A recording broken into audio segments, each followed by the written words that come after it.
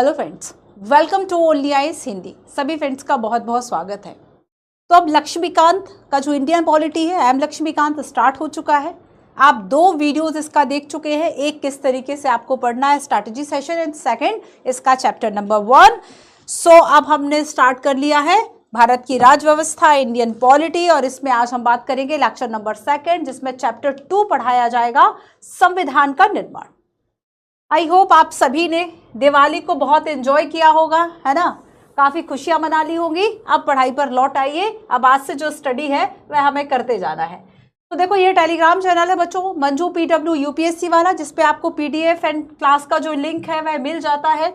तो लास्ट में एक बार फिर बता दूं कि पूरा जो इंडियन पॉलिटी इसको 12 भागों में डिवाइड किया गया है। अभी एक भाग एक संवैधानिक ढांचा, जिसमें कि आपके 12 चैप्टर हैं। इसमें हम 2nd चैप्टर पर है, ठीक है, संविधान का निर्माण। टोटल लगभग 90 चैप्टर्स के आसपास हैं। कोशिश करेंगे कि बाद में जो लेक्चर्स है, आपको नंबर ऑफ लेक्चर्स जो है वह हम इंक्रीज कर दें, ताकि आपका ये जो सेशन है वह जल्दी से कंप्लीट हो जाए। और ये क्लासेस आपकी रेगुलर चलेंगी। काफ़ी सारे बच्चों ने बहुत रिस्पॉन्स किया एंड काफ़ी मैसेजेस किए। आप सभी के वो कमेंट, वो मैसेजेस हमने देखे हैं। आपका पॉलिटी कंप्लीट कराया जाएगा, है ना। ऐसा नहीं कि ये सीरीज जो है वह बीच में बंद हो जाएगी, ऐसा नहीं है बच्चों। कंटिन्यूअसली आपका ये जो सेशन है वह कवर कराया जाएगा, पूरी पॉलिटी हम पढ़ेंगे। तो अब तक देखो, हम इसके पहले चैप्टर जो आपका लेक्चर 1 था, लेक्चर 1 का मैं आपको 5 मिनट में एक शॉर्ट जो रिवीजन है वह दे दूं। रिवीजन करते हैं कि हमने पढ़ी थी कि जो हिस्टोरिकल बैकग्राउंड था, और हिस्टोरिकल बैकग्राउंड क्यों पढ़ना था, क्योंकि जब हमारा फाइनली हमें कॉन्स्टिट्यूशन मिला, उस कॉन्स्टिट्यूशन के पीछे कई तरह के जो एक्ट थे, कई तरह के प्रावधान जो इसमें शामिल थे, वो पहले कई जो एक्ट आए हुए थे उनसे रिलेटेड थे, उनसे विकास हुआ, है ना। तो इसलिए हम इसे पढ़ते हैं, और बेसिकली इन्हें 2 पार्ट्स में हम डिवाइड करते हैं। एक तो जो कंपनी का शासन था, इसमें कुछ ऐसे एक्ट बनाए गए। 1773 का पहला रेगुलेटिंग एक्ट था। एक ईस्ट इंडिया कंपनी जो भारत पर शासन कर रही थी, उसको रेगुलेट करने के लिए बनाए जा रहे थे। कब तक? 1858 तक, है ना। So regulating act 1773, 1781, Pitt's India act 1784, charter अधिनियम 1793, 1813, 33 एंड 53। अब फिर बीच में ऐसा क्या हो गया था, तो 1857 की क्रांति हो गई थी, और अब ब्रिटिशर्स को और ब्रिटिश शासन को समझ में आ गया था कि अब हमें ज़रूरत है कि हम डायरेक्ट शासन करें। ईस्ट इंडिया कंपनी का शासन समाप्त कर दिया, और उसके बाद ताज का शासन आ गया, ब्रिटिश क्राउन के शासन के अंतर्गत। अब जो बने उसे चार्टर अधिनियम नहीं, बल्कि भारत शासन अधिनियम जो है वह कहा गया, और ये 1858 से लेकर 1947 तक बने, ठीक है। 1858, 61, 92, 1909, 19, 35, 46, और ये भारतीय स्वतंत्रता अधिनियम 1947 यहां तक आ गए। तो इन सभी एक्ट का एक बड़ा इंपॉर्टेंट रोल रहा हमारे संविधान को बनने में। कहा जाता है कि भारतीय स्वतंत्रता अधिनियम 1947 जो है, उसमें काफी सारे प्रावधान, और हमारे संविधान में 1935 का जो एक्ट था, इसके 70% प्रावधानों को उठा के एज इट इज हमने रख दिया। तो संविधान के विकास में इन सभी का योगदान था, नहीं था, है ना। इसलिए हमने इसको पढ़ा। आई होप आपको समझ में आया होगा। कुछ क्वेश्चंस भी हमने देखे, मेंस के क्वेश्चंस भी देखे। करना क्या है, किताब ले लो, उसका रिवाइज करते रहो। जिसके पास 6th एडिशन है, चिंता नहीं करना है। जो नया है, जो अपडेटेड है, वो यहाँ क्लास में देख लो, इससे अपडेट हो जाओ, और बाकी जो आपने पढ़ा है वो ठीक है, तो परेशान नहीं होना है। अब हम चलते हैं चैप्टर नंबर 2, जिसमें कि संविधान का निर्माण, मेकिंग ऑफ द कॉन्स्टिट्यूशन हम पढ़ने वाले हैं कि आखिर संविधान बना कैसे। तो अब देखो, संविधान बच्चों जो बना, तो सबसे पहले तो कहीं ना कहीं मांग उठी होगी। संविधान सभा का निर्माण जो हुआ कि हम संविधान सभा को बनाएं, या भारत, कुछ लोगों का कहना है, हमारे जो क्रांतिकारी जो नेता थे, जो राष्ट्रवादी नेता थे, उन सबका ये मानना था कि भारत का अगर शासन चलाना है तो वह भारतीयों के द्वारा चलाया जाए, और उसके लिए जो नियम बने, जो प्रावधान हो, जो भी एक्ट बने, वो सब कौन बनाए, तो भारत पर शासन भारतीयों के द्वारा हो। देश की जनता जो सोचे उस तरह से देश को चलाया जाए। तो यहाँ पर इसके लिए कहीं ना कहीं मांग उठी होगी। तो हम देखेंगे कि 2-3 बार अलग अलग तरीके से, कभी नेहरू जी ने मांग की, कभी केंद्र जो कांग्रेस का अधिवेशन हो रहा है उसमें डिमांड की जा रही है ना। कोई संवैधानिक सलाहकार है, बताओ जरा कमेंट करके, संवैधानिक सलाहकार किसको कहा जाता है। कई तरीके से मांग उठी, क्रिप्स मिशन आया, कैबिनेट मिशन आया, है ना। फिर देखो संविधान सभा का गठन होता है और यहां पर यूपीएससी ने क्वेश्चन पूछा कि संविधान सभा का जो गठन हुआ था वह किस की सिफारिश पर, किस मिशन की सिफारिश पर संविधान सभा का गठन हुआ। अब देखो संविधान सभा का मांग उठ गई, गठन हो गया, अच्छी बात है। तो संविधान सभा किस तरीके से काम कर रही थी, उसकी क्या कार्यप्रणाली थी, उसकी हम बात करते हैं। जो स्वतंत्रता अधिनियम था 1947 का, उसमें क्या चेंजेस हुए, इसमें क्या बातें रखी गई थी संविधान को लेके, कुछ नहीं जानते हैं। संविधान सभा में देखो कई समितियां बनी, ऐसा तो है नहीं कि सारा जो है सब एक साथ मिल गए, बैठ गए और संविधान बना दिया। कई समितियां बनी कि भाई आप जो है वो फंडामेंटल राइट पर विचार कर लीजिए। कोई समिति बन गई कि भारत पूरा संघ है उसके बारे में, संबंधों के बारे में राज्यों से उस पर विचार कर लीजिए, देशी रियासतों के बारे में विचार कर लीजिए, ठीक है, मूल अधिकार के बारे में विचार कर लीजिए, और भी कई तरह से इस तरह की समितियां बनी।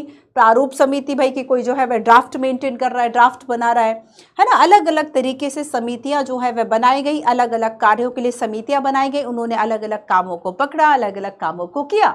तो इस तरह की समितियों से भी कई प्रश्न जो है वह यूपीएससी ने पूछे हैं। अब देखो संविधान का प्रभाव में आना कब हुआ। संविधान का प्रभाव में आना और प्रवर्तन मतलब लागू होना, ये दोनों चीजें अलग अलग थी क्या, इसको भी पढ़ेंगे। कांग्रेस की एक विशेषज्ञ समिति थी। संविधान सभा की आलोचना किन आधारों पर की जाती है, ये मेंस टाइप ऑफ क्वेश्चन हो गया। एंड संविधान का हिंदी पार्ट है ना, हम देखेंगे कि मूल रूप से संविधान जो है किस भाषा में लिखा गया था और उसका क्या हिंदी अनुवाद है। संविधान अगर कोई संशोधन करता है, संविधान में कोई संशोधन होता है तो वो किस भाषा में प्रकाशित होगा ऑफिशियली। अगर राष्ट्रपति के द्वारा उनका अनुवाद किया जाएगा, उस चीज का अनुवाद किया जाए तो किस भाषा में किया जाएगा, ये प्रावधान कहां पर है। सो ये है आपका, that is the chapter 2 making of the constitution, और इसमें पूरा हमें जो संविधान है उसको पढ़ना, समझना और सीखना है। ठीक है, चलो शुरू करते हैं। और शुरू करेंगे हम सबसे पहले संविधान सभा की मांग से। संविधान सभा की मांग आखिर सबसे पहले किसने उठाई। देखो 1934 एम.एन. राय, 1934 एम.एन. राय। ये पहली बार ऐसा हुआ कि वैसे तो बात की जा रही थी कि भाई भारतीय प्रशासन भारतीयों के द्वारा हो, स्वतंत्रता आंदोलन का बहुत पुराना इतिहास रहा, लेकिन अगर हम ये देखें कि पहली बार आखिर संविधान सभा जैसा कुछ हो या फिर इसकी मांग ऑफिशियली कब उठी, तो 1934 में एम.एन. राय साहब ने क्या किया। ये पहली ऐसी बात थी, पहली बार संविधान सभा के, पहली बार संविधान सभा के गठन की मांग को उठाया गया औपचारिक रूप से। इसलिए प्रश्न आता है कि एम.एन. राय मतलब संवैधानिक सलाहकार कौन थे, तो इन्हें संवैधानिक सलाहकार भी कहा जाता है, संवैधानिक सलाहकार कहा जाता है एम.एन. राय। ठीक है, तो याद रखना कि ये जो है पहली बार ये विचार रखा गया था इसका, है ना, और ये वामपंथी नेता थे एम.एन. राय। अब आगे हम देखेंगे कि चलो इन्होंने मांग रख दी कि संविधान सभा जैसा कुछ होना चाहिए, मतलब एक सभा बना लो जो संविधान का ठीक तरीके से जो पूरा प्रारूप है वह तैयार कर ले, किस तरह से देश का संविधान हो वह काम करे। देन नेक्स्ट हम देखेंगे कि 1935 में ये पहली बात हो गई। दूसरी बात है कि 1935 में जो भारतीय राष्ट्रीय कांग्रेस है, भारतीय राष्ट्रीय कांग्रेस, भारतीय राष्ट्रीय कांग्रेस के द्वारा भी जो मांग है वह की गई थी, है ना, कि जो संविधान है वह होना चाहिए और संविधान के लिए एक संविधान सभा जो है वह होना चाहिए। इसके अलावा देखो 1938 नेहरू जी के द्वारा ये घोषणा की गई। 1938 में जवाहरलाल नेहरू के द्वारा ये घोषणा की गई कि अगर हमारा जो संविधान बना रहे हैं, घोषणा की गई 1938 में कि संविधान सभा का गठन किस आधार पर हो, तो यहां पर इन्होंने थोड़ा सा और डीप में जाके एक विशेषता बता दी कि संविधान सभा का गठन वयस्क मताधिकार पर होना चाहिए। वयस्क, लेकिन ऐसा हुआ नहीं था, हम आगे जानेंगे क्यों। वयस्क मताधिकार के आधार पर वयस्क मताधिकार के आधार पर होना चाहिए। ठीक है, ऐसा इन्होंने कहा था। इसके अलावा देखो 2-3 बातें और हैं, जैसे कि अब देखते हैं कि एक अगस्त प्रस्ताव आया था 1940 में ब्रिटिश शासन के द्वारा, अगस्त प्रस्ताव। और यहाँ से जो विचार है वह शुरू हो गया था कि आखिर किस तरीके से भारतीय जो है वह अपना संविधान बनाए, उसके लिए कॉन्स्टिट्यूएंट जो असेंबली है वह हो। तो 1940 का अगस्त प्रस्ताव जो है यह आया था। इसके बाद हम देखेंगे कि 1942 में फिर आता है क्रिप्स मिशन। 1940 में अगस्त प्रस्ताव आ गया है ना, 1942 में 1942 में क्रिप्स मिशन आता है। यूपीएससी ने क्वेश्चन पूछा था कि क्रिप्स मिशन ने क्या द्विराष्ट्रीय मांग को मान लिया था? क्या दो राष्ट्र वाली जो मांग थी उसे क्रिप्स मिशन ने माना था? नहीं माना था, है ना। क्रिप्स मिशन आया था बच्चों। क्रिप्स मिशन ने, याद रखना कि इसका मेन काम था, इसने प्रारूप रखा कि संविधान सभा जो है वह कैसी होनी चाहिए, एक प्रारूप की बात करता है। और उसके बाद इसने द्विराष्ट्र की जो मांग थी, जो दो डोमिनियन, जो मुस्लिम लीग के द्वारा अलग से पृथक पाकिस्तान की मांग की जा रही थी, मुस्लिमों के लिए अलग राष्ट्र की मांग की जा रही थी, उसको नहीं माना था। और इसलिए मुस्लिम लीग ने क्रिप्स मिशन का एक तरह से बहिष्कार किया था और उसको नहीं, मतलब उसको तवज्जो नहीं दी थी। ठीक है, अब देखो बच्चों, लास्ट आता है कैबिनेट मिशन। कैबिनेट मिशन आया 1946 में। 1946 में कैबिनेट मिशन आया था और कैबिनेट मिशन के द्वारा जो सुझाया गया था, इस आधार पर संविधान सभा के चुनाव हुए थे। और ये भी क्वेश्चन यूपीएससी ने पूछा था कि संविधान सभा का जो गठन किया गया था उसके चुनाव किसकी सिफारिश पर हुए थे? वो कैबिनेट मिशन था। ठीक है, क्लियर है इतना? याद रखना कि कैबिनेट मिशन जो है इसमें 3 सदस्य थे, तीनों के नाम यहाँ लिखे हुए हैं। लॉर्ड पैथिक लॉरेंस थे, सर स्टैफर्ड क्रिप्स थे और एबी अलेक्जेंडर थे, है ना। ये 24 मार्च 1946 को जो है वह भारत आया था, 24 मार्च 1946 को। और इसने अपनी योजना जो है वह मई 1946 को प्रस्तुत करी थी, कैबिनेट मिशन। तो ये यहां पर बात हो गई कि कब कब मांग की गई। अब हम सेकंड चलते हैं कि संविधान सभा का गठन कैसे हुआ। तो सबसे पहले तो गठन किस आधार पर हुआ, इसको ही याद कर लो कि संविधान सभा का जो गठन हुआ था वह कैबिनेट मिशन की सिफारिश के आधार पर हुआ था। कैबिनेट मिशन के अनुसार, कैबिनेट मिशन के अनुसार मतलब जो योजना कैबिनेट मिशन ने सुझाई थी, जो प्रारूप सुझाया था, उसी आधार पर संविधान सभा का जो गठन है वह किया गया था। इसकी कुछ इंपॉर्टेंट बातों को हम देखते हैं। ठीक है, तो देखो बच्चों, नवंबर 1946 में, है ना, संविधान सभा का गठन हुआ। नवंबर 1946 में, नवंबर 1946, ठीक है, इसमें क्या हुआ? संविधान सभा का गठन हुआ। और हम देखेंगे कि यहां पर जो है वह टोटल संख्या कितनी थी? कुल सदस्य संख्या 389 थी। कुल सदस्य संख्या कितनी थी? आओ इसको अलग से थोड़ा सा समझ लेते हैं। संविधान सभा का गठन, संविधान सभा का गठन, है ना। तो सबसे पहली बात जो हमें समझ में आई कि किसकी सिफारिश के आधार पर हुआ था, तो ये कौन था? कैबिनेट मिशन था। तो नवंबर 1946 में संविधान सभा का जो गठन हुआ वह कैबिनेट मिशन के आधार पर हुआ था। कैबिनेट मिशन ने जो योजना सुझाई थी इसके अनुसार हुआ था। ठीक है, पहली बात कंफर्म हो गई। और ये बात जो है बच्चों, ये यूपीएससी ने पूछी थी, इस बात को याद रखना। ऐसा नहीं है कि कोई ऐसा सवाल आएगा कि भाई जो बनेगा ही नहीं, ये होगा कि आप भूल जाओगे, ये होगा कि आप ये भूल जाओगे कि क्रिप्स मिशन जब है, पहले क्रिप्स मिशन आया था। यूपीएससी ने ऐसे भी क्वेश्चन पूछा कि आप जो है वे एक क्रोनोलॉजी जमा दीजिए, तो क्रिप्स कब आया? ठीक है, आप इतिहास में इस चीज को ज्यादा पढ़ते हैं।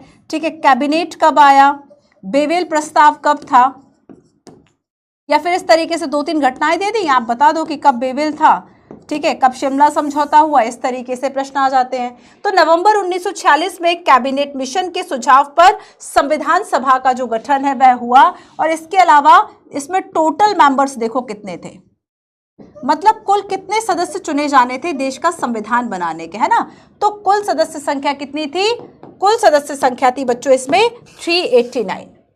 टोटल कितनी थी? 389। अब इस 389 में भी डिवाइड थे, कुल सदस्य कितने थे? 389, इसमें डिवाइड थे 296 और 93। ठीक है। अब देखो 296 जो थे ये ब्रिटिश भारत के लिए थे, 296 जो सीटें थी ब्रिटिश भारत। ब्रिटिश भारत कौन? ब्रिटिश भारत मतलब जिस क्षेत्र पर ब्रिटिश का सीधा नियंत्रण था, प्रत्यक्ष नियंत्रण था, ठीक है, उसे ब्रिटिश प्रोविंसेस कहा गया। और 93 सीट्स रखी गई, 93 सीट्स रखी गई जो देसी रियासतें थी, ठीक है, जो देसी रियासतें थी इनके लिए रखी गई। और याद रखना देसी रियासतें वैसे तो ब्रिटिशर्स के नियंत्रण में थी, इन्होंने सुपरमैसी जो ब्रिटिश की है वह स्वीकार कर रखी थी, बट ब्रिटिश शासन यहाँ पर अप्रत्यक्ष रूप से था, प्रत्यक्ष रूप से यहाँ राजा शासन कर रहे थे। ऐसी 93 सीट्स जो है वह देसी रियासतों को दी गई थी, ठीक है। तो कुल सीट कितनी थी? 389। याद रखना इन सीटों में बदलाव कब होगा, ये भी यूपीएससी ने पूछा कि जब पाकिस्तान का बंटवारा, ये तो नवंबर 1946 का गठन है ना, तो नवंबर 1946 में जब गठन हुआ तब भारत और पाकिस्तान का विभाजन थोड़ी हुआ था, ये तो हुआ था 14-15 अगस्त की मध्य रात्रि। 14-15 अगस्त की मध्य रात्रि को जब विभाजन होगा तब ये जो 389 है ये सदस्य संख्या चेंज हो जाएगी। आया याद समझ में कि सदस्य संख्या यहाँ पे आपको 2 बार पढ़ना पड़ेगा, एक बार यहां पर और एक बार आफ्टर इंडिपेंडेंस, है ना, एक बार आफ्टर इंडिपेंडेंस। अब देखो बच्चों कि यहां पर हम देखेंगे इसके आगे कि ये जो सीट चुनी गई थी, ठीक है, यहां पे भी यूपीएससी ने क्वेश्चन पूछा कि संविधान सभा की जो सीट चुनी गई थी उसका आधार क्या था, है ना, उसका आधार क्या था। तो हम देखें उसका अनुपात क्या था, किस अनुपात में जो सीटें हैं उनका आरक्षण बेसिकली किया गया था और क्या क्या इसमें किन किन समुदायों के बीच में बटी गई थी। तो ये जो सीट है ना ये जनसंख्या के अनुपात में बांटी गई थी, जनसंख्या के अनुपात में।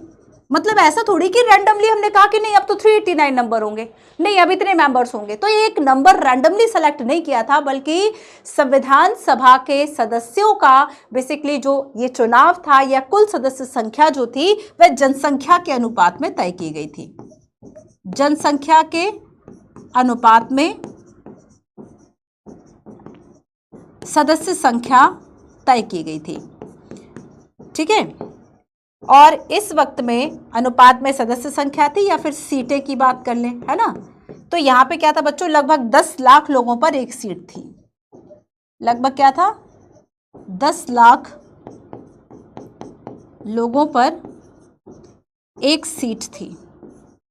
पहली बात तो ये हो गई। अब दूसरी बात ये है कि क्या जैसे अलग अलग धर्म के भी लोग थे, ऐसा तो है नहीं, जब पाकिस्तान का विभाजन हुआ बाद में तब भी काफ़ी सारे, जब देखेंगे लगभग 11-12% जो मुस्लिम है टोटल पॉपुलेशन में वो इंडिया में मुस्लिम थे, है ना। तो यहाँ पर हम देखेंगे कि इस वक्त जो है वह अगर ये टोटल सीटें रखी गई तो क्या इसमें कोई समुदाय वगैरह के बीच में बांटा गया था, तो 3 प्रमुख समुदायों के बीच में सीटों का विभाजन था।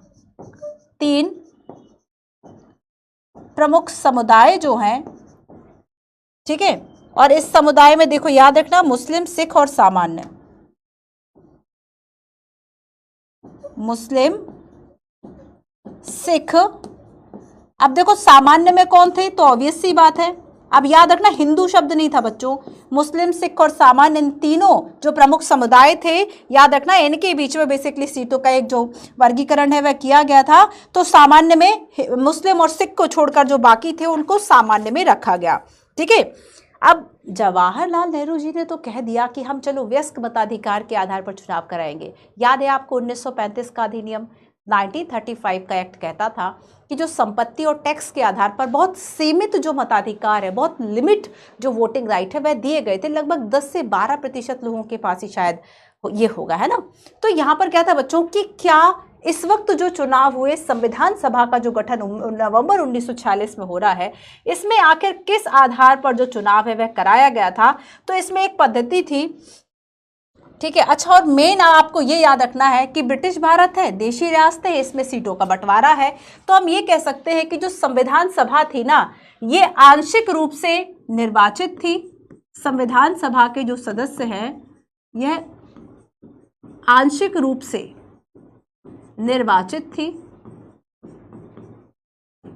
आंशिक रूप से निर्वाचन व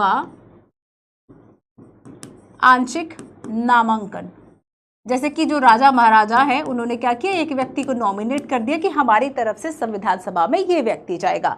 तो आंशिक रूप से बेसिकली ये निर्वाचित थी, ठीक है, निर्वाचित ज्यादा सही वर्ड है, आंशिक रूप से निर्वाचित थी और आंशिक रूप से नामांकित थी। अगर प्रश्न आ जाए, सेंटेंस आ जाए कि संविधान सभा पूर्ण रूप से निर्वाचित थी या फिर पूर्ण रूप से नामांकित थी तो वो गलत हो जाएगा। तो आंशिक रूप से निर्वाचित और आंशिक रूप से नामांकित थी, ठीक है। साथ ही याद रखो बच्चों कि इसमें जो पद्धति अपनाई गई थी वह थी एकल संक्रमणीय पद्धति। कौन सी पद्धति थी? एकल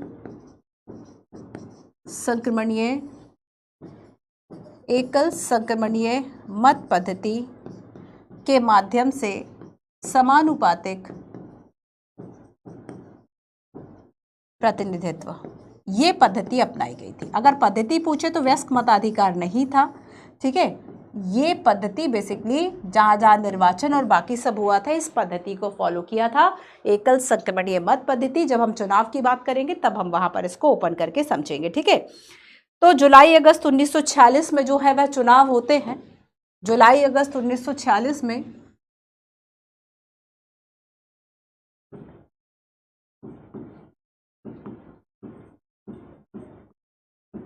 ठीक है, संविधान सभा का गठन हो गया था नवंबर 1946 में। इसके लिए जो चुनाव है वह 19 जुलाई अगस्त 1946 में चुनाव हुए थे, है ना, याद रखना। इस वक्त जो है वह क्या हुए थे बच्चों, चुनाव हुए थे और इसमें सीमित मताधिकार दिया गया था। सब शामिल नहीं थे, सीमित मताधिकार था और इसमें मताधिकार का वही आधार था जो 1935 के एक्ट में था।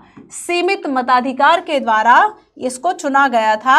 और याद रखना कि जब हमारी संविधान सभा बन गई थी, इस संविधान सभा में 15 महिलाएं थी।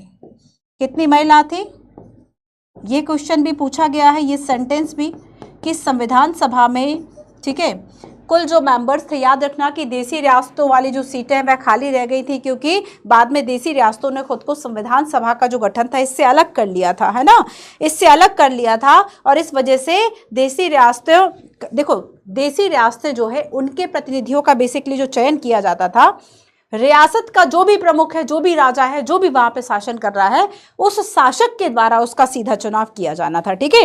और हमने यहाँ पर ये भी देख लिया कि प्रत्येक ब्रिटिश प्रांत में जो सीटों का आवंटन था वो जनसंख्या के अनुपात में था और 3 प्रमुख जो समुदाय थे उनके बीच में सीटों का आवंटन बेसिकली किया जाना था, मुस्लिम, सिख और सामान्य। सामान्य में क्या आएगा? मुस्लिम और सिख को छोड़कर, चूंकि मुस्लिम और सिख कम्युनिटी के अलग से सीटों का निर्धारण है, तो इन दोनों को छोड़कर जो भी वर्ग थे वो सब सामान्य में आ रहे थे। क्लियर है? क्लियर है बच्चों इतना? चलिए, याद रखना कि ये देसी रास्ते की जो सीटें हैं वो भर नहीं पाई थी, ठीक है। हाँ, और एक बात और कि अगर ये आ जाए कि क्या ये जो चुनाव है वयस्क मताधिकार के आधार पर हुए थे, तो यहाँ पर क्लियरली मेंशन है कि नहीं, वयस्क मताधिकार के आधार पर जो चुनाव है वह नहीं हुए थे। हाँ, लेकिन फिर भी हम कहेंगे कि जो प्रतिनिधित्व का एक जो एरिया था, सभी वर्गों को सीटें मिली थी, चाहे हिंदू, मुस्लिम, सिख, पारसी, आंग्ल भारतीय, भारतीय ईसाई, अनुसूचित जाति, अनुसूचित जनजाति, सभी प्रतिनिधियों को जगह जो है वह संविधान सभा में मिली थी। याद रखना बच्चों, जब लास्ट में हम पढ़ेंगे कि संविधान सभा की आलोचना किस आधार पर की जाती है, उसमें आता है एक सेंटेंस, एक पॉइंट आएगा कि इसमें समुचित लोगों का प्रतिनिधित्व नहीं था, मतलब ये प्रातिनिधिक रूप से निकाय नहीं थी क्योंकि इसके जो चुनाव है वयस्क मताधिकार के आधार पर नहीं हुए थे। ये इसकी आलोचना के पक्ष में चला जाएगा। क्लियर है? क्लियर है इतना? चलिए, अब देखो इसमें लास्ट में लिखा हुआ है जो एक सीट, एक टेबल दी हुई है पेज नंबर 16 पर कि संविधान सभा की महिला सदस्य कौन कौन थी। तो इसमें कुछ नाम जैसे कि आपने जी दुर्गाबाई है, हंसा मेहता है, ठीक है, मालती चौधरी है, राजकुमारी अमृत कौर है, इन सब का नाम सुना होगा, ठीक है, सरोजनी नायडू, सुचेता कृपलानी, विजय लक्ष्मी पंडित, ये ऐसे नाम थे बच्चों जो कि संविधान सभा में थे। तो कुल मिलाकर इस तरीके से संविधान सभा में 15, कहीं कहीं ये संख्या आपको 9 दिखाई देती है, वो गलत है, ठीक है। तो हम इसे मान लेते हैं सही कि संविधान सभा में 15 महिला सदस्य जो थे वह शामिल थी, ठीक है। क्लियर हो गया इतना? तो इसके कुछ इंपॉर्टेंट बाकी पॉइंट्स यहाँ भी लिखे हुए हैं कि देशी रियासतों की जो सीटें हैं, ठीक है, और ब्रिटिश प्रांत को आवंटित सीटों का निर्धारण 3 प्रमुख समुदायों के बीच में होना था। 3 प्रमुख समुदाय हमने देख लिया। समुदाय के सदस्यों का चुनाव प्रांतीय असेंबली में उस समुदाय के सदस्यों के द्वारा किया जाना था। एकल संक्रमणीय मत पद्धति और समानुपातिक प्रतिनिधित्व। और यहाँ पर ये याद रखना है, आंशिक रूप से निर्वाचित और आंशिक रूप से नामांकित थी या चुनी गई थी। तो बेसिकली इस तरीके से संविधान सभा का जो गठन है वह हो गया था। ठीक है, क्लियर है। साथ ही देखो बच्चों कि जब संविधान सभा का गठन बाद में हो गया तो पहले तो सदस्य संख्या टोटल निर्धारित की गई थी, लेकिन बाद में चुनाव की अगर हम बात करेंगे, चुनाव के नतीजे क्या रहे, तो जो राष्ट्रीय कांग्रेस थी, भारतीय राष्ट्रीय कांग्रेस जो थी, ठीक है, इसे 208 सीट मिली। हम लीग की बात करेंगे, लीग में आप समझ गए मुस्लिम लीग की बात हो रही है, 73 सीट मिली। जो छोटे समूह थे या स्वतंत्र जो सदस्य थे उन्हें 15 सीटें मिली थी। और जो 93 सीट थी, 93 सीट फॉर देसी रियासतें, तो 93 सीट देसी रियासतों की भर नहीं पाई थी। देसी रियासतों की ये भरी नहीं थी। क्यों नहीं भरी थी या फिर खाली रह गई थी, बात तो एक ही है। क्यों? क्योंकि इन्होंने खुद को संविधान सभा का जो चुनाव और बाकी सब था उससे अलग कर लिया था।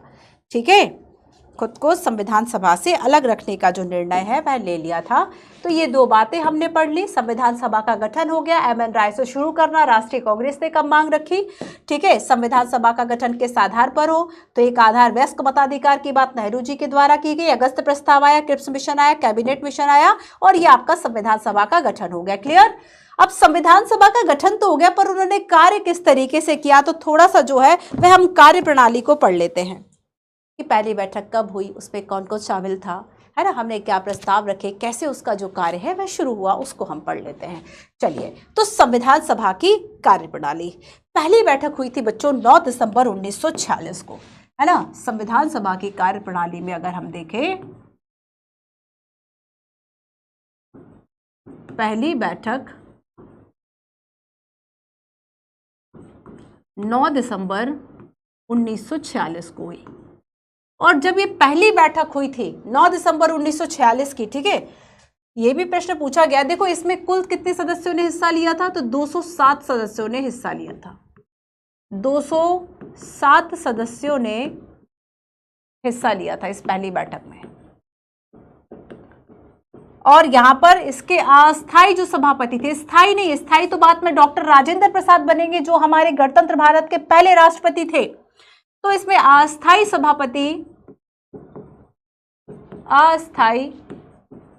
सभापति जो थे डॉक्टर सच्चिदानंद सिन्हा। क्या नाम था इनका? डॉक्टर सच्चिदानंद सिन्हा। ये पहले अस्थायी सभापति थे हमारे संविधान सभा के। अब देखो हम देखेंगे कि 11 दिसंबर 1946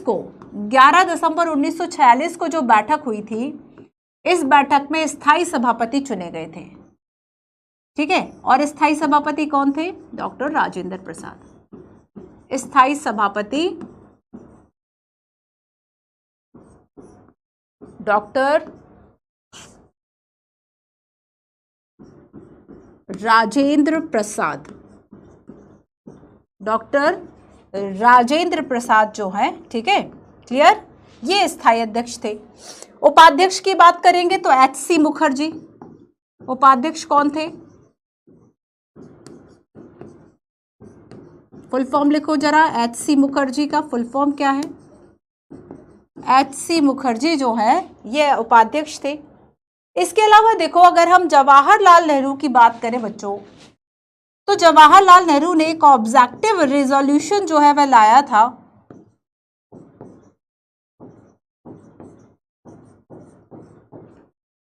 एक उद्देश्य प्रस्ताव पेश किया था। अब ये उद्देश्य प्रस्ताव क्या था, ये इंपॉर्टेंट है। इसमें कौन कौन सी बातें ऐसी थी जो कि हमने भारतीय संविधान में एज इट इज जो है वह रखी, ये इंपॉर्टेंट है। तो उद्देश्य प्रस्ताव क्या था, ये 13 दिसंबर 1946 को लाया गया था। इसकी 2 डेट बेसिकली आपको याद रखना है कि ये 13 दिसंबर 1946 को ये प्रस्ताव पेश किया गया था, ठीक है, और इसे 22 जनवरी 1947 को इसे स्वीकार किया गया था। तो इसकी दो तिथियां हैं, दो डेट है इस ऑब्जेक्टिव रेजोल्यूशन की। और बेसिकली ये उद्देश्य प्रस्ताव क्या था, तो इसमें संवैधानिक संरचना, यहां पे भी स्टार लगा देती हूं, यूपीएससी का पूछा गया क्वेश्चन है, ठीक है। जब आपके 8-10 चैप्टर्स हो जाएंगे ना, उसके बाद हम एक लाइव सेशन लेंगे जिसमें कि आपकी प्रैक्टिस कराई जाएगी, ठीक है, और उस प्रैक्टिस में रिवीजन भी हो जाएगा इंपॉर्टेंट चीज़ों को, और जो PYQs है वो भी हम साथ साथ रख लें। क्लास में भी मैंने प्रैक्टिस सेशंस, प्रैक्टिस क्वेश्चंस रखे हैं। सो इसमें याद रखना कि संवैधानिक ढांचा व संविधान का दर्शन, इसकी एक जो झलक है वह हमें उद्देश्य प्रस्ताव में मिलती है। तो संवैधानिक ढांचा कह लो, संवैधानिक संरचना कह लो, इसकी झलक आपको किस में मिल जाती है, उद्देश्य प्रस्ताव में मिल जाती है। अब नेक्स्ट ये इंपॉर्टेंट है कि उद्देश्य प्रस्ताव जो है उसमें क्या क्या था, है ना। जो उद्देश्य प्रस्ताव है, ठीक है, ये जो आपको दिख रही है ये सच्चिदानंद सिन्हा है, जो कि हमारे पहले सच्चिदानंद सिन्हा, ऐसे सिन्हा लिख दूं, सच्चिदानंद सिन्हा, ठीक है। और यहाँ पर आपको याद रखना है राजेंद्र प्रसाद हैं, दूसरे जो स्थायी हमारे अध्यक्ष बने ये डॉक्टर राजेंद्र प्रसाद, जो कि हमारे पहले राष्ट्रपति भी थे, डॉक्टर राजेंद्र प्रसाद, है ना, गणतंत्र भारत के पहले राष्ट्रपति रहे।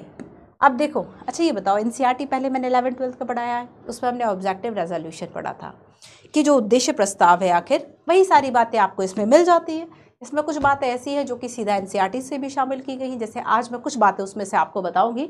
एक तो देखो, उद्देश्य प्रस्ताव के जो बिंदु हैं वो कोई भी लिखेगा, बदल तो जाएंगे नहीं। सबसे पहले इस चीज़ को समझो, तो जो आपने मान लीजिए एनसीईआरटी में पढ़ा है या फिर जो आप इसमें पढ़ रहे हैं, ऐसा नहीं है कि भाई इसमें डेट चेंज कर देगा कि नहीं भारत स्वतंत्र इस तारीख को नहीं इस तारीख को हुआ, उसमें ये चीज़ें नहीं बदली जाएंगी। भाषा अलग हो सकता है, व्याख्या कुछ अलग हो सकती है, बट चीज़ें जो है बच्चों में ठीक रहती है, ठीक है, सेम रहती है। तो अब देखो, उद्देश्य प्रस्ताव की अगर हम बात करें तो यहाँ पर क्या क्या कहा गया था, फिर पहले इसको देख लें, उसके बाद मैं आपको कुछ पॉइंट्स बता देती हूँ कि लक्ष्मीकांत में क्या एक्स्ट्रा है या फिर क्या सेम है।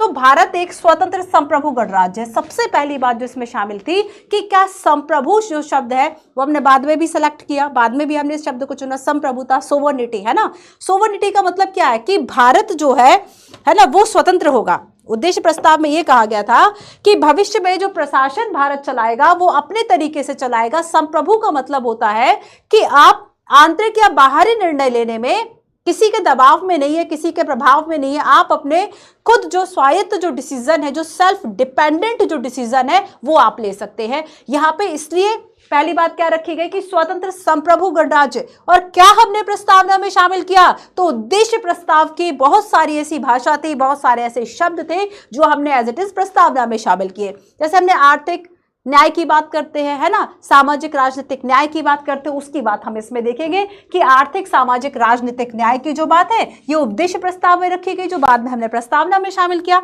कानून के समक्ष समानता की बात की गई, प्रतिष्ठा और अवसर की समानता की बात की गई, कानून और सार्वजनिक नैतिकता की सीमाओं में रहते हुए भाषण दिए जाए, अभिव्यक्ति, विश्वास, धर्म उपासना, व्यवसाय, संगठन की स्वतंत्रता। अब देखो बच्चों, इसमें स्वतंत्रता, 5 प्रकार की स्वतंत्रता हम अपनी प्रस्तावना में देखते हैं, 5 तरह की। इसमें क्या क्या कहा गया है, अपनी नैतिक सीमाओं में रहते हुए, सार्वजनिक नैतिकता की सीमाओं में रहते हुए भाषण, अभिव्यक्ति, विश्वास, धर्म उपासना। अब इसमें व्यवसाय, संगठन और कार्य की बात अलग से लिखी है। व्यवसाय, संगठन और कार्य, इसकी मौलिक स्वतंत्रता की गारंटी और सुरक्षा की बात की जाएगी, है ना। तो यहाँ पर कुछ बातें जो है एक्स्ट्रा लिखी है, बाकी सारी बातें जो आप, जैसे कि हम आर्टिकल 14 की जब बात करेंगे जिसमें कि समानता की बात की गई थी, है ना, तो यहाँ पर ये बातें इसमें लिखी हुई हैं। इसके अलावा भारत को एक संघ का प्रावधान किया गया, है ना। संघ, भारत क्या है, संघ होगा, और संघ की जो इकाइयां हैं, मतलब जो राज्य वे कैसे होंगे, स्वायत्त होंगे, है ना, इसकी बात कही गई। संप्रभु और स्वतंत्र भारत, इसके संविधान की समस्त शक्तियों और सत्ता का स्रोत जनता है। बच्चों, ये यूपीएससी ने सीधा पूछा कि अगर हम संविधान में जो शक्तियां दी गई हैं उन शक्तियों का स्रोत क्या है, उन शक्तियों का स्रोत है, प्रस्तावना की पहली लाइन याद करो, हम भारत के लोग, we the people of India, हम भारत के लोग, भारत को एक स्वतंत्र संप्रभु और बाकी सारी चीजें। तो यहाँ पर क्या है बच्चों कि यहाँ आपको याद रखना है कि स्वतंत्र और संप्रभु जो भारत है, इसमें सरकार के पास जो भी अधिकार है, जो भी शक्तियां है, जो भी प्रशासन चलाने के लिए शक्तियां है, वो सारी पावर का स्रोत क्या है? जनता है, लोग है ना। डेमोक्रेसी है ना, इंडिया की बिगेस्ट, वर्ल्ड की लार्जेस्ट डेमोक्रेसी। अब इसमें एक बात और की गई, समुचित सुरक्षा। अब सुरक्षा का प्रावधान किन लोगों के लिए? जो अल्पसंख्यक है, जो वंचित हैं, उनके लिए, जो पिछड़े हैं, जनजातीय क्षेत्र है ना, इनके लिए समुचित सुरक्षा व्यवस्था की बात उद्देश्य प्रस्ताव में की गई। गणराज्य की, गणराज्य का शब्द का मतलब क्या होता है? ये सारी बातें हम एनसीईआरटी में पढ़ चुके हैं। गणराज्य या रिपब्लिक, गणराज्य, रिपब्लिक, इसका मतलब क्या होगा कि जब किसी देश का जो सर्वोच्च जो शासक या सर्वोच्च जो संवैधानिक पद है, जैसे कि हमारे यहाँ संवैधानिक पद सर्वोच्च राष्ट्रपति है, जिस देश का जो शासक है, संवैधानिक प्रमुख है, वो कैसा हो? वो निर्वाचित हो, है ना, वो निर्वाचित हो। वो ऐसा ना हो कि हेरिडिटरी, अनुवांशिक हो कि राजा का बेटा राजा बनेगा, वो गणतंत्र नहीं कहलाएगा। तो यहाँ पर गणतंत्र का मतलब है कि जिस देश का जो शासक है या सर्वोच्च जो संवैधानिक पद है वो निर्वाचित हो। ठीक है, तो प्रत्यक्ष निर्वाचन नहीं है राष्ट्रपति के लिए, दूसरी विधियां दी गई हैं। तो हमारे यहाँ क्या है? निर्वाचन होगा। गणराज्य की क्षेत्रीय अखंडता, जल, थल, आकाश और इसके संप्रभु अधिकारों की रक्षा सभ्य राष्ट्रों के कानून और न्याय के अनुसार की जाएगी। तो अगर आपको अपना जल, थल, आकाश मतलब जो अपनी भूमि और चारों तरफ की चीजें बचानी है, वो जो भी सभ्य राष्ट्र के, जो सिविलाइज्ड जो भी नेशंस हैं, उनके जो लॉ है, उनके जो कानून है, उसके अनुसार होगा।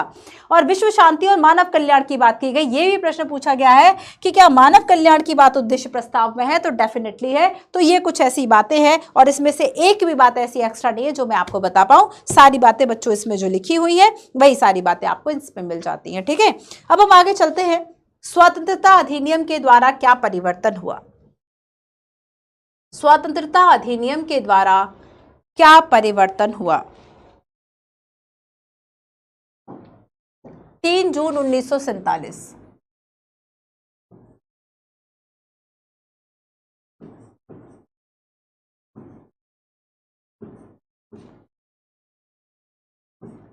इस दौरान हम देखते हैं, इस दौरान वायसराय कौन थे? माउंटबेटन, लॉर्ड माउंटबेटन, है ना। तो यहाँ पर माउंटबेटन ने क्या किया? एक योजना रखी, माउंटबेटन योजना, या इसको मनबाटन योजना भी कहा जाता है। और माउंटबेटन योजना में 2 स्वतंत्र राष्ट्रों की बात की गई, 2 डोमिनियन की बात की गई, बंटवारे की बात की गई। तो एनसीईआरटी में हमने पढ़ लिया अब तक कि स्वतंत्रता के पहले बंटवारे के साथ, विभाजन के साथ हमें स्वतंत्रता मिली है। तो 2 डोमिनियन की इसमें बात की गई, भारत और पाकिस्तान। 2 डोमिनियन की इसमें बात की गई, भारत और पाकिस्तान। इसलिए इस योजना को मनबाटन योजना भी कहा जाता है। और इस योजना को प्रभाव में लाने के लिए क्या किया गया? स्वतंत्रता अधिनियम 1947 लाया गया। इस योजना को प्रभाव में लाने के लिए, लागू कराने के लिए भारतीय स्वतंत्रता अधिनियम 1947, 1947 आया। ठीक है, भारतीय स्वतंत्रता अधिनियम 1947 आया। अब यहां पर देखो, संविधान सभा जो हमारी बनी वह पूरी तरह से कैसी थी? संप्रभु थी। क्या क्या परिवर्तन हुआ? तो स्वतंत्रता अधिनियम के द्वारा जो परिवर्तन हुआ उसमें एक शामिल है कि जो हमारी संविधान सभा है, मतलब इसको निर्णय लेने का अधिकार था, आंतरिक और बाहर निर्णय लेने का अधिकार था। ठीक है, तो यहां पर हम देखते हैं कि जब इसमें जो परिवर्तन हुआ है 1947 ने, जब एक तरह से 3 मुख्य जो परिवर्तन है वो हमारे संविधान सभा का जो गठन था उसमें किए थे। पहला परिवर्तन ये था कि सभा को पूरी तरह से संप्रभु निकाय बनाना था। संविधान सभा को पूरी तरह से, संविधान सभा को पूरी तरह से संप्रभु निकाय बनाना।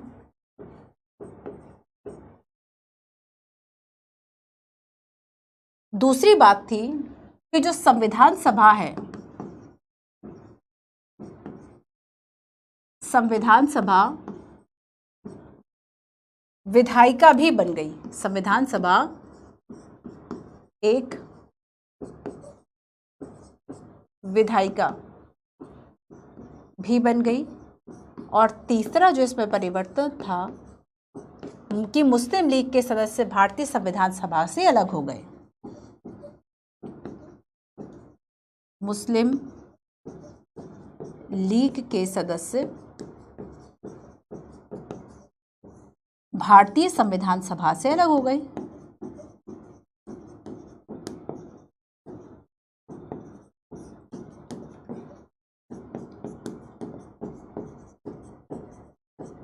ठीक है, अब देखो एक एक को समझते हैं।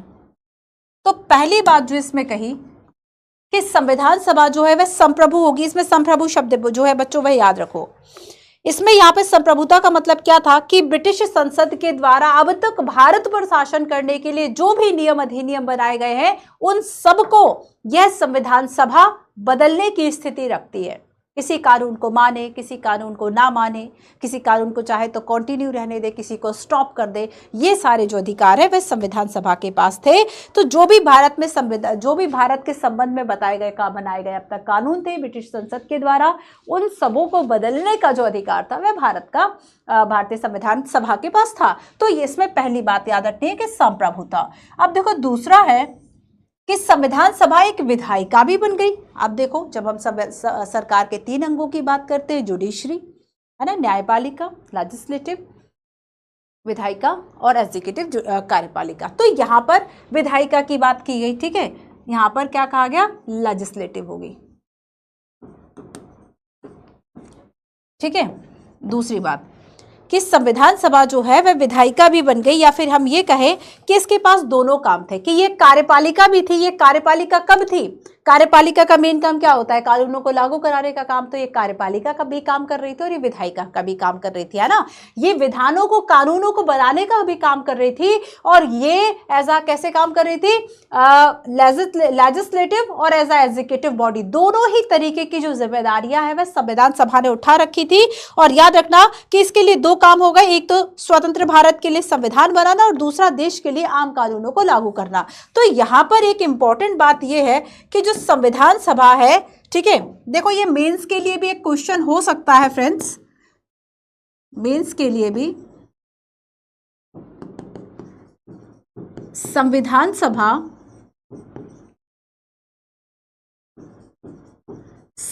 सभा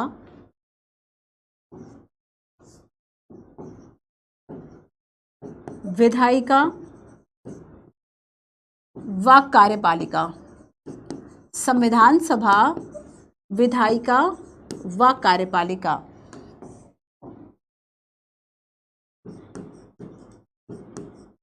दोनों ही रूप में कार्य कर रही थी। दोनों ही रूप में, मान लीजिए टिप्पणी ही आ जाए, है ना, कार्य कर रही थी। इसकी व्याख्या या फिर टिप्पणी, ठीक है, कुछ भी आ जाए, चर्चा कीजिए। तो आप इसमें क्या चर्चा करोगे, इसमें हम चर्चा करेंगे सबसे पहले तो कि ये जो है वह दोनों ही तरीके से काम कर रही थी। 2 अलग अलग काम थे, एक तो स्वतंत्र भारत के लिए संविधान बनाना, तो ये दोनों काम क्या थे, विधायिका का काम क्या होगा, तो विधायिका के रूप में इसका काम था, विधायिका के रूप में बच्चों इसका काम था, विधायिका के रूप में इसका काम था कि स्वतंत्र भारत के लिए, स्वतंत्र भारत के लिए संविधान बना दे। ठीक है, और दूसरा जो इसके पास काम था कार्यपालिका का, कार्यपालिका के रूप में इसका कार्य क्या होगा, आम कानूनों को लागू कराना, आम कानूनों को लागू कराना। ठीक है, तो यहां पर क्या था, इसके पास 2 पावर्स थे, ये 2 अपने रोल में थी। अब देखो इसमें दोनों ही कार्य ये अलग अलग दिन करती थी और इस प्रकार संविधान सभा स्वतंत्र भारत की पहली संसद बनी। तो हमारे पास संसद कहाँ थी? संसद जो हम देखेंगे कि लोकसभा राज्यसभा का अस्तित्व वो बाद में आया, तो जो संविधान सभा थी पहले ये ही संसद के रूप में कार्य कर रही थी, ये भी आपको जानना चाहिए, ठीक है। अब देखो कि ये अलग अलग दिन काम कर रही है, एक दिन विधायिका का काम कर रही है, एक दिन कार्यपालिका का काम कर रही है। अब इसमें देखो कि संविधान सभा में जब ये भारत की पहली स्वतंत्र भारत की पहली संसद बनती है, तो जब भी सभा की बैठक संविधान सभा के रूप में होगी तब अध्यक्षता डॉक्टर राजेंद्र प्रसाद कर रहे हैं। तो अध्यक्षता अगर स्वतंत्र भारत के लिए संविधान बनाना है, तो अगर ये विधायिका के रूप में कार्य कर रही है, तब यहां पर अध्यक्षता कौन कर रहे हैं? तब यहां पर अध्यक्षता का जो काम है वो है जो स्थायी अध्यक्ष बने थे डॉक्टर राजेंद्र प्रसाद जी, है ना। तब अध्यक्षता ये कर रहे थे जब वो विधायिका के रूप में कार्य कर रहे, जब वो लॉ मेकिंग का उस समय क्या काम था? मेन कॉन्स्टिट्यूशन बनाना। अब दूसरा देखो कि जब ये बतौर हमने देखा कि जब ये बाकी तरीके से काम कर रही है ना, तब यहाँ पर इसकी जो विधायिका, तब इसकी अध्यक्षता कौन कर रहे हैं? जीवी मावलंकर कर रहे हैं, ठीक है। सेकंड हमने देखा कि जो ये किस तरीके से काम कर रही थी कि जब कार्यपालिका बतौर काम कर रही है, जब जीवी मावलंकर जो है वह इसके अध्यक्षता कर रहे हैं। और इस तरीके से 26 नवंबर 1949 तक, 26 नवंबर 1949 ये वह दिन है जब हमारे देश का संविधान लागू हुआ या पारित हुआ? पारित हुआ। प्रस्तावना में कौन सी तिथि दी गई है? हमारे प्रस्तावना में हमने 26 नवंबर 1949 का जो दिन है ये हमने उसमें नोट कर रखा है ना। तो 26 नवंबर 1949 तक ये दोनों रूपों में कार्य करती रही।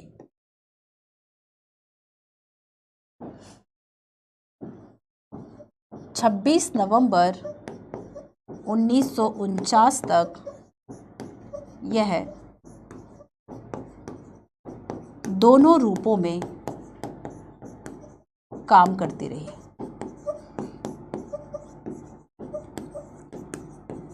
तो देश की पहली अगर हम संसद की बात करें तो यही थी संविधान सभा, ठीक है, क्लियर है। चलिए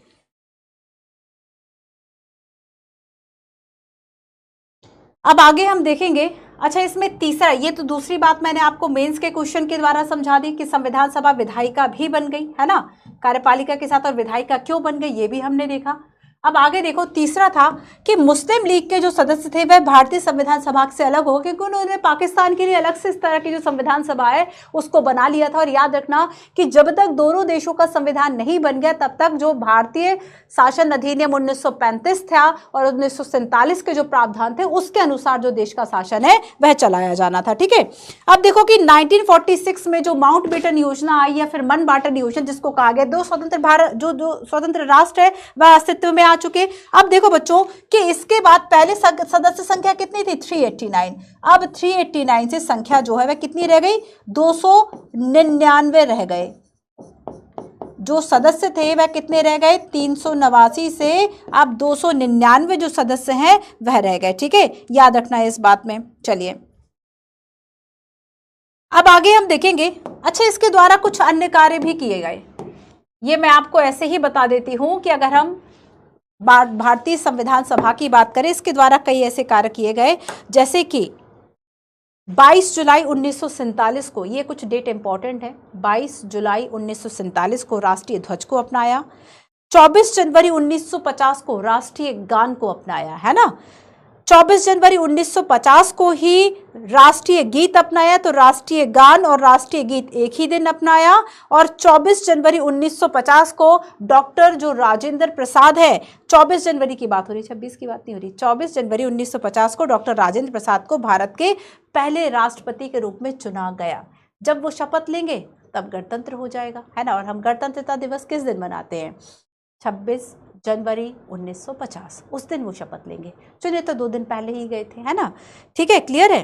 अब हम देखेंगे कुछ और इंपॉर्टेंट पॉइंट इसके ये है बच्चों कि ये जो पूरा हमारा संविधान बना, ठीक है, जानते हो इसको संविधान को बनने में कितना समय लगा था? संविधान को बनने में जो टाइम लगा 2 वर्ष 11 माह और 18 दिन। जब हम आलोचना करेंगे, एक पॉइंट तो मैंने आपको आलोचना का बता दिया कि प्रतिनिधित्व निकाय नहीं थी। एक आलोचना इस आधार पर की जाती है कि अगर इतने अमेरिका का संविधान तो भाई 4 महीने में बन गया था, तो हमारा संविधान बनने में इतना समय क्यों लगा? संविधान बनने में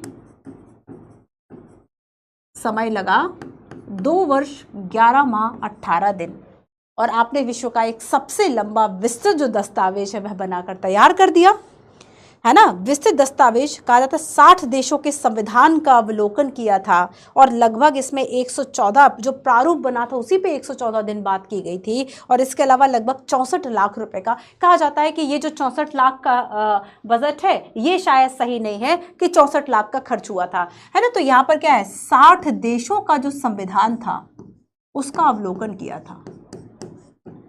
इस आधार पर यह भी आलोचना की जाती है कि उधार का थैला है ना। तो 60 देशों का संविधान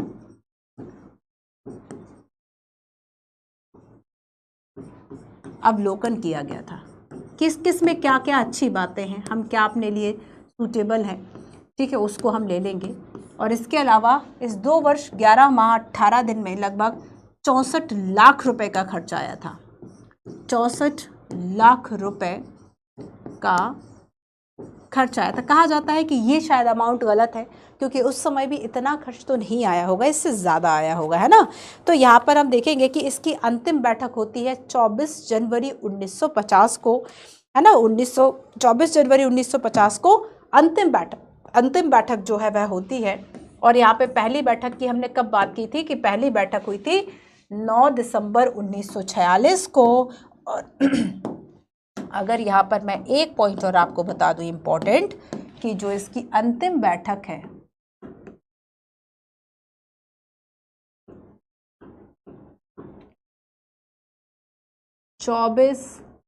JAN लिखा है ना, 24 जनवरी 1950।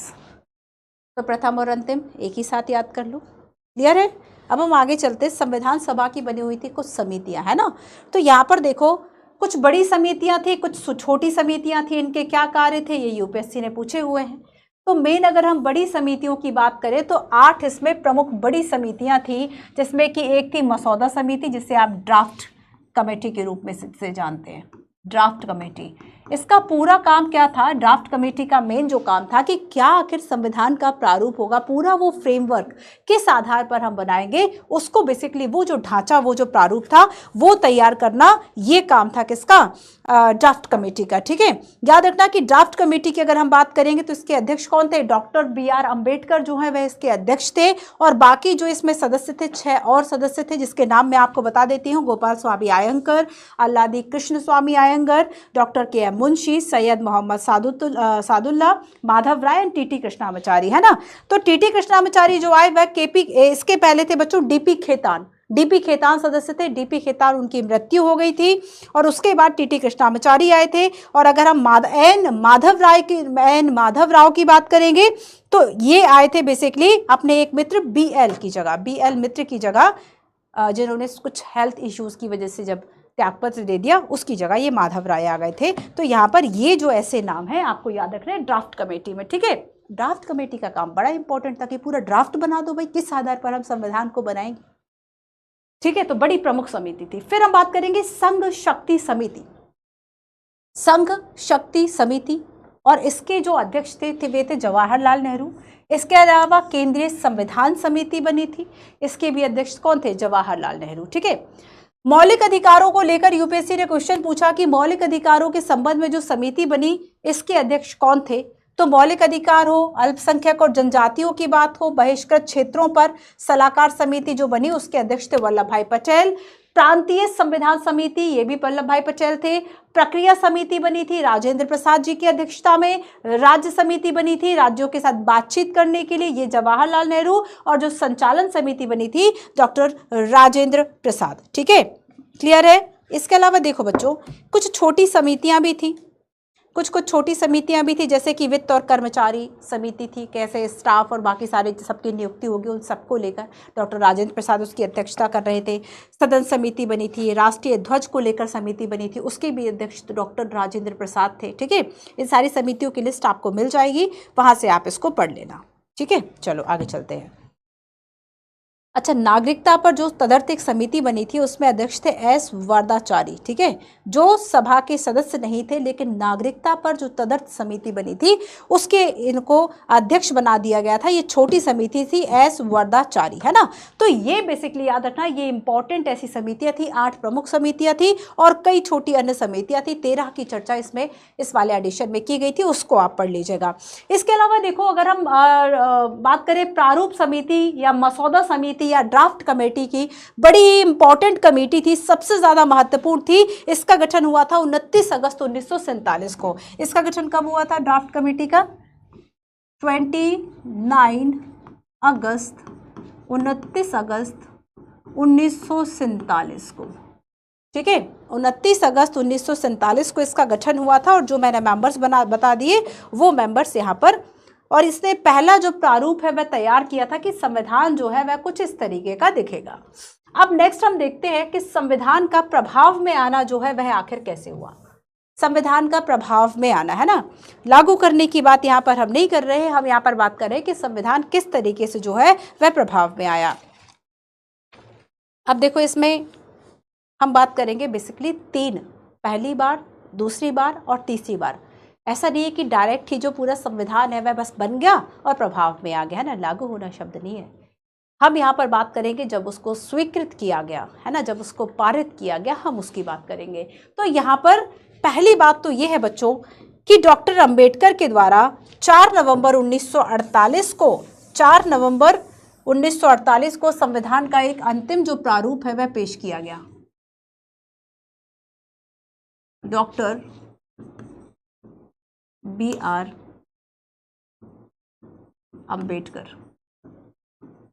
Doctor B.R. अंबेडकर के द्वारा, ठीक है, मतलब संविधान का ये अंतिम प्रारूप है। अंतिम प्रारूप मतलब अब इस तरीके से बन गया है ना। तो यहाँ पर क्या था, पहली बात कि संविधान का अंतिम प्रारूप, ये फाइनली आपने जो नोट्स बना लिए मान लीजिए, वो अंतिम जो नोट्स है उसकी बात यहाँ पर की जा रही है कि अंतिम प्रारूप ये रहा, ठीक है। अंतिम प्रारूप की बात यहाँ पर की गई 4 नवंबर 1948 को, 4 नवंबर 1948 को, ठीक है। और यहाँ पर बच्चों पहली बार जो है संविधान को पढ़ा गया, पहली बार जो बन गया था ना पूरा संविधान 60 देशों के अवलोकन के बाद। तो यहाँ पर क्या था कि पहली बार संविधान को पढ़ा गया और इस पे 5 दिन लगभग चर्चा भी चलती रही कि अच्छा ऐसा संविधान है ना। पहली बार संविधान पढ़ा गया और यहाँ पर 5 दिन जो है वह यहाँ पर चर्चा चली। ऐसा हो सकता है कि हमने जो बना लिया हो उसमें चेंज ना हो, कुछ ना कुछ चेंजेस, कुछ ना कुछ संशोधन तो आए होंगे। अब जब 5 दिन इस पर आम चर्चा हुई बच्चों, तो हम देखेंगे कि 15 नवंबर से लेके 17 नवंबर तक लगभग, है ना, लगभग दूसरी जो तिथि आती है कि लगभग 15 से लेके 17 नवंबर 1949 तक, ठीक है, इसका खंडवार, अलग अलग जो खंड बन के तैयार हुए थे ना, अलग अलग पार्ट में जो बनकर तैयार हुआ था, तो इसका खंडवार विश्लेषण किया गया, ठीक है। और अगर इसका खंडवार विश्लेषण किया गया तो इसमें कुछ संशोधन किए जाएंगे, नहीं किए जाएंगे।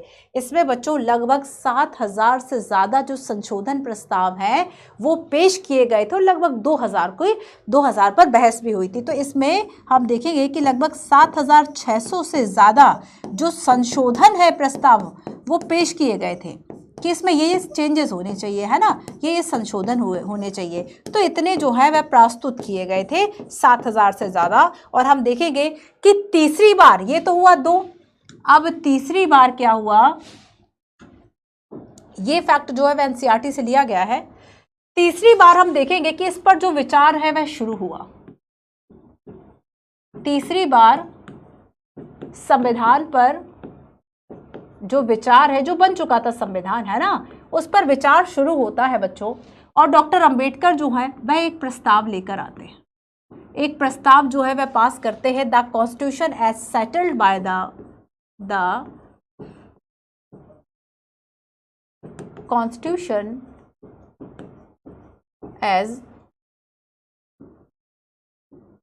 Settled by the assembly be passed, ठीक है। और 26 इस प्रस्ताव के बाद 26 नवंबर 1949 को जो संविधान है वह पारित हो गया और इस पर 284 जो सदस्य इन्होंने दैट टाइम साइन किए। 284 सदस्य जो हैं इन्होंने क्या किए थे बच्चों, इस पर हस्ताक्षर किए थे। ठीक है, क्लियर है। अब जो हमारा संविधान ये बना था ना, यहाँ पे इसमें कितने भाग थे, कितने अनुच्छेद थे, तो 395 अनुच्छेद थे, आर्टिकल्स 395 अनुच्छेद थे। ठीक है, और इसमें याद रखना कि दैट टाइम जो है वह 8 अनुसूचियां हुआ करती थी, तो 395 अनुच्छेद थे और 8 अनुसूचियां हुआ करती थी। ठीक है, अब अनुसूचियां कितनी होगी, 12। 395 अनुच्छेद और 8 अनुसूचियां थी जो 26 नवंबर 1949 को संविधान पारित हुआ। और याद रखना कि प्रस्तावना में जो उल्लेखित है वह ये डेट है। एक और इम्पोर्टेंट क्या है, प्रस्तावना में कौन सी डेट लिखी हुई है बच्चों, तो प्रस्तावना में जो डेट लिखा हुआ है, इस तिथि का उल्लेख है, दैट इज 26 नवंबर 1949। मतलब संविधान पारित जब हुआ इसकी तिथि लिखी हुई है। ठीक है, और देखो डॉक्टर BR अम्बेडकर जो है ये प्रथम विधि मंत्री भी थे, प्रथम विधि या कानून मंत्री कह लो, कानून मंत्री। और इन्होंने जो तर्कपूर्ण और प्रभावी दलीलें दी, इनका एक बड़ा योगदान था। चूँकि ड्राफ्ट कमेटी इंपॉर्टेंट थी, ड्राफ्ट कमेटी के चेयरपर्सन भी थे और इसलिए भारतीय संविधान का basically Janak, father of Indian constitution, आधुनिक भारत का मनु, डॉक्टर BR अम्बेडकर के लिए ये संज्ञाएं दी जाती हैं। भारतीय संविधान का जनक या फिर मुख्य वास्तुकार भी इनको कहा जाता है ना।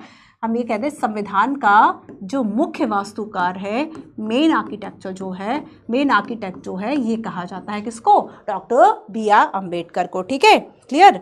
एक बात और याद रखो बच्चों कि 2015 से ही हम ये जो 26 नवंबर 1949 है इसको संविधान दिवस के रूप में मनाते हैं। ठीक है, संविधान दिवस के रूप में हम मनाते हैं। चलिए आओ जरा क्वेश्चन देखो। संविधान दिवस को राष्ट्रीय विधि दिवस के रूप में भी मनाया जाता है, इस संबंध में निम्न कथनों पर विचार कीजिए। यूपीएससी ने जो क्वेश्चन पूछा था उसमें बेसिकली एक ईयर में आपको फंसा दिया था कि इस ईयर से जो शुरुआत है वह हुई। तो संविधान अगर इतना इम्पॉर्टेंट है, हमारा पूरा देश चल रहा है, किसी भी समाज को चलाने के लिए हमें संविधान क्यों चाहिए, सारी बातें आप NCERT से पढ़ चुके हैं, क्यों इंपॉर्टेंस है। तो बेसिकली लोगों के बीच में एक जो तालमेल है वह बना रहे, इसके लिए किसी भी जो सोसाइटी है, कोई भी समाज जो है, एक संविधान एक बेसिक रूल्स बनाता है कि हम सब इसको फॉलो करेंगे, है ना। तो यहाँ पर संविधान इसलिए ज़रूरत भी होती है इसकी। अब संविधान दिवस को राष्ट्रीय विधि दिवस के रूप में मनाया जाता है। इस दिवस में दो कथनों पर विचार कीजिए।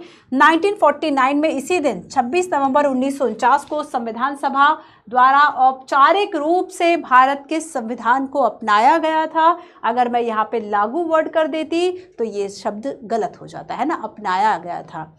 और जिसे आगे चलकर 26 जनवरी 1950 को लागू किया। दो तिथियां हैं।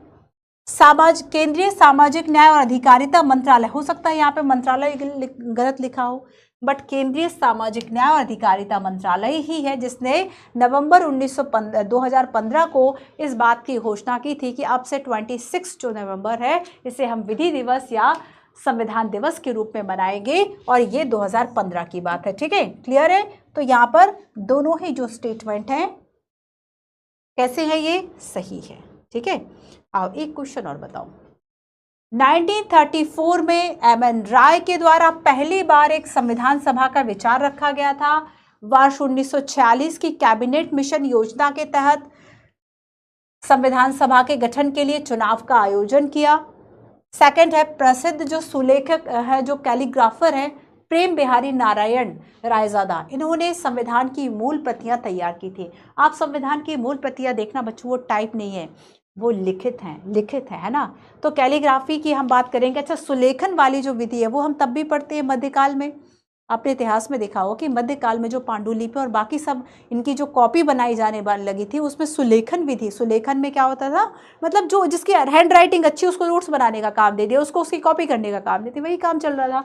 तो यहाँ पर क्या है कि हम टाइप भी कर सकते थे, भाई सारी तकनीक इस वक्त तो थी ही, लेकिन यहाँ पर जो हमारी मूल प्रति है बच्चों वो टाइप नहीं बल्कि वह लिखित रूप से है, लिखित रूप से है, और वो प्रेम बिहारी नारायण है जिन्होंने इसकी मूल प्रतियों को लिखा है।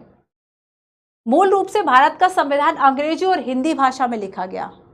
क्या दोनों भाषाओं में लिखा गया था या फिर कोई एक ही भाषा थी?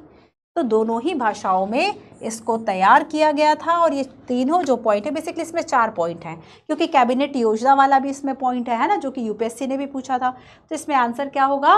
कोई भी कथन जो है वह गलत नहीं है, इसका मतलब सभी कथन जो है वह इसमें सही है। ठीक है, क्लियर हुआ? तो संविधान का प्रभाव में आना जो है वह हो गया। अब हम चलते संविधान के प्रवर्तन की तरफ। तो यहाँ पर संविधान का प्रवर्तन 2 तिथियां, एक जो हम पढ़ चुके हैं संविधान का प्रवर्तन है ना, इसमें बेसिकली 2 डेट्स है। एक जो तिथि है बच्चों ये है आपकी 26 नवंबर 1949। ठीक है, और दूसरी जो तिथि है 26 जनवरी 1950। ये तिथि वो है बच्चों, ये पारित तिथि कही जाती है, जब संविधान को पारित किया गया था। 26 जनवरी 1950 जो है वह लागू तिथि है, जब से इसका प्रवर्तन जो है वह शुरू हुआ। अच्छा, एक बात और समझो कि अगर हमने सारा संविधान इस दिन बना लिया था तब हम रुके क्यों? क्या ज़रूरत थी कि हम, ये भी एक मेंस का क्वेश्चन या फिर प्रीलिम्स में इस तरह का क्वेश्चन आ सकता है कि आखिर हम रुक क्यों गए? हमने इसी दिन सारा संविधान लागू क्यों नहीं कर दिया? हमने 26 जनवरी, ठीक है, फिर हमने दिसंबर का वेट किया, फिर हमने जनवरी में जो है उसको लागू किया, और इसमें एक तिथि चुन ली 26 जनवरी 1950, है ना। और यहाँ पे यूपीएससी ने क्वेश्चन पूछा कि ये दिन जो है वह हमारे लिए स्पेशल क्यों था? ठीक है, ये दिन जो है वह हमारे लिए स्पेशल क्यों था? तो ये इसलिए स्पेशल है बच्चों क्योंकि इसी दिन 26 जनवरी के दिन हम देखेंगे कि यहाँ पर लगभग 1930 में, 1930 में इसी दिन पूर्ण स्वराज दिवस मनाया गया था। पूर्ण स्वराज दिवस, ये भी क्वेश्चन पूछा गया है। आप हिस्ट्री में देखते हैं कि कब पूर्ण स्वराज दिवस जो है वह पारित किया, किस कांग्रेस अधिवेशन में। तो यहाँ पर हम देखें कि 1930 में भारतीय राष्ट्रीय कांग्रेस के द्वारा पूर्ण स्वराज जो दिवस है वह मनाया गया था। ठीक है, और यहाँ पर आपको याद रखना है कि ये कहाँ पे था? लाहौर में, रावी नदी के तट पर। लाहौर में रावी नदी के तट पर, है ना, पूर्ण स्वराज जो दिवस है इसकी घोषणा की गई थी। और इसलिए हमने यहाँ पर ये जो डेट है वह रखी थी कि हम 26 जनवरी को ही, क्लियर है बच्चों? तो लाहौर अधिवेशन था ये, और इसलिए हमने 26 जनवरी का वेट किया 1950 को। लेकिन याद रखो कि अगर हमने 26 नवंबर 1949 को ही लागू कर दिया था तब इसके कुछ प्रावधानों को हमने तुरंत लागू कर दिया था, स्वतः ही बेसिकली वह लागू हो गए थे क्योंकि उनकी बहुत ज़रूरत थी, जैसे कि नागरिकता। तो यहाँ पर हम देखेंगे कि नागरिकता चुनाव तदर्थ संसद जैसे प्रावधानों को, जिनके लिए रुका नहीं जा सकता था, जैसे प्रावधानों को स्वतः लागू कर दिया था, है ना। ये जो है वह स्वतः लागू हो गए थे। बाकियों के लिए हमने वेट किया, पूरा संविधान हमने 26 जनवरी, और याद रखना 26 जनवरी 1950 को हमारा जो स्टेटस था वह क्या हुआ? रिपब्लिक। और हम इस दिन रिपब्लिक डे भी मनाते हैं, गणतंत्र दिवस। हमारे पहले जो राष्ट्रपति थे डॉक्टर राजेंद्र प्रसाद, उन्होंने शपथ ली और देश गणतंत्र हो गया। ठीक है, तो यहाँ पर 26 जनवरी 1950 से एक रिपब्लिक की जो शुरुआत है वह हो जाती है। तो संसद, नागरिकता और कुछ ऐसे प्रावधान थे जो कि स्वतः 26 नवंबर 1949 जो है इसको लागू हो गए थे। इसमें कुछ आर्टिकल्स की बात भी यहाँ पर की गई है, जैसे कि आर्टिकल 5, 6, 7, 8, 9, 60, 324, 324, 366, है ना, 380, 88, 91, 92, 392 की बात कर रही हूँ, है ना, एंड 393, ये कुछ ऐसे इंपॉर्टेंट प्रोविज़न थे जिसको हमने तुरंत लागू कर दिया 26 नवंबर 1949 के साथ, और बाकी को हमने 26 नवंबर 1950 की तिथि जो है वो हमारे लिए बहुत महत्वपूर्ण थी, एज आ प्रतीक, एज आ कि हमने उस दिन, आज से 20 साल पहले हमने क्या किया था, उस दिन को सेलिब्रेट किया था पूर्ण स्वराज दिवस के रूप में, और ये लाहौर अधिवेशन की बात है। क्लियर है? और जैसे ही संविधान शुरू हुआ तो भारतीय स्वतंत्रता अधिनियम जो 1947 था, भारतीय शासन अधिनियम जो 1935 था, उसको समाप्त कर दिया, लेकिन एक एक्ट जो है उसको समाप्त नहीं किया गया था, और ये एक्ट था abolition of Privi council jurisdiction act 1949, ये लागू रहा। बाकी 47 का एक्ट और भारत शासन अधिनियम 1935 का जो एक्ट है, दो एक्ट जो है इसमें खत्म कर दिए गए थे। क्लियर? चलो आओ एक क्वेश्चन देखो। 2021 में यूपीएससी ने प्रश्न पूछा, जैसे कि मैंने आपको बताया 26 जनवरी को हमारा स्टेटस रिपब्लिक हो गया था। भारत की वास्तविक संवैधानिक स्थिति क्या थी, हमारा कॉन्स्टिट्यूशनल जो स्टेटस था वह आखिर क्या था, ये बात हो रही है बच्चों 26 जनवरी 1950 की, ऐसा दिन जब हमारा संविधान लागू हुआ। तो यहाँ पर क्या एक लोकतांत्रिक गणराज्य था? चलो लोकतांत्रिक शब्द तो हमने अपनाया क्योंकि हमने लोकतांत्रिक स्थिति, लोकतांत्रिक तरीके को ही अपनाया, लोकतांत्रिक शब्द तो हम मान लेते हैं। गणराज्य भी हो गया था उस दिन, रिपब्लिक स्टेटस हो गया था। क्या संप्रभु था? इसमें संप्रभु शब्द नहीं है। क्या सोवरन था? संप्रभुता थी, बिल्कुल थी, है ना, संप्रभु था। एक संप्रभु धर्मनिरपेक्ष, एक समाजवादी धर्मनिरपेक्ष। याद रखना कि जब धर्मनिरपेक्ष की बात हम करेंगे सॉरी, तो यहां पर देखो बच्चों, धर्मनिरपेक्ष समाजवादी, इस तरह के जो प्रावधान है, ये 42वां जो संविधान संशोधन हुआ था ना, 42वां संविधान संशोधन के द्वारा जोड़े गए थे। 42वां संविधान संशोधन के द्वारा ये जोड़े गए थे। और अगर हम कहें कि केवल लोकतांत्रिक गणराज्य तो नहीं, एक संप्रभु लोकतांत्रिक गणराज्य था, सोवरन डेमोक्रेटिक रिपब्लिक, है ना, ये हमारा दैट टाइम स्टेटस था। तो कभी भी यहाँ पे 26 जनवरी की बात हो रही, हो सकता है लोगों को ये क्वेश्चन ट्रिकी लगा होगा, आपको नहीं लगेगा क्योंकि आपने ये पढ़ रखा है कि आप केवल लोकतांत्रिक नहीं, संप्रभु लोकतांत्रिक था, क्योंकि जब हमारी जो संविधान सभा है वही संप्रभु थी, सोवरन थी, है ना।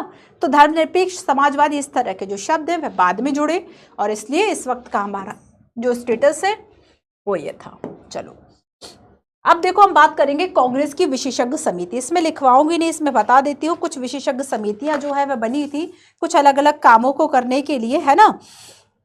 तो यहाँ पर हम देखेंगे कि कांग्रेस पार्टी ने बेसिकली एक विशेषज्ञ समिति बनाई थी। कुछ सदस्य इसमें थे जैसे कि जवाहरलाल नेहरू है, अरुणा असफ अली है, के.एम. मुंशी है, गोपाल स्वामी आयंकर है, के.टी. सेठ है, गाडगिल, डी.आर. गाडगिल, हुमायूं कबीर, के. संथानम। ठीक है, ये जो है बेसिकली एक जो समिति है वह विशेषज्ञों की बनाई गई थी, और इसने दो बैठक है वह की थी। एक तो जुलाई 1946 में और दूसरी अगस्त बम्बई में, है ना। तो पहले दिल्ली में, दूसरी तो यहाँ पर इतना इंपॉर्टेंट नहीं है। आगे याद रखना बच्चों, अच्छा, जो अमेरिकी संवैधानिक विशेषज्ञ ग्रेनविल ऑस्टिन, जिन्होंने भारत को अर्धसंघीय भी कहा, है ना, तो इन्होंने कहा था ग्रेनविल ऑस्टिन ने कि यह कांग्रेस की विशेषज्ञ समिति थी जिसने वर्तमान संविधान की उपलब्धि तक भारत को पहुंचाया। तो बेसिकली यहाँ पर कहा इन्होंने इस बात को, और याद रखना कि ये जो समिति थी उसने उद्देश्य संकल्प से मिलता जुलता बेसिकली एक संकल्प पत्र जो है, जो हमने ऑब्जेक्टिव रेजोल्यूशन की बात की जो जवाहरलाल नेहरू ने पेश किया था, है ना, और उसमें कई उस तरह की बातों को शामिल किया जो कि हमारी प्रस्तावना में एज इट इज शामिल है।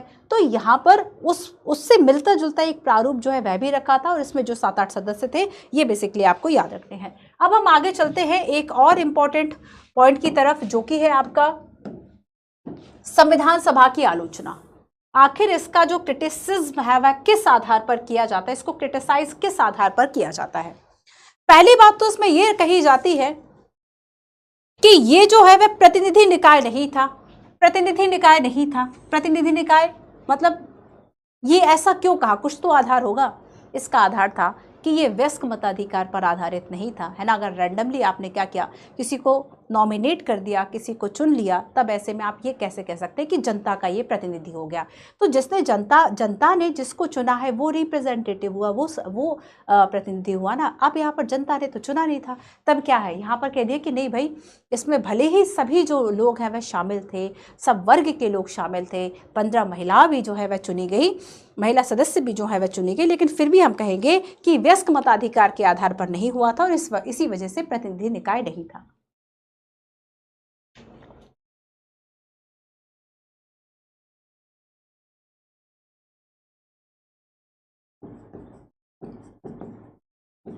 इसमें कहा कि वयस्क मताधिकार के आधार पर, वयस्क मताधिकार के आधार पर चुनाव नहीं हुआ था और इसलिए कहा कि प्रतिनिधि निकाय नहीं था।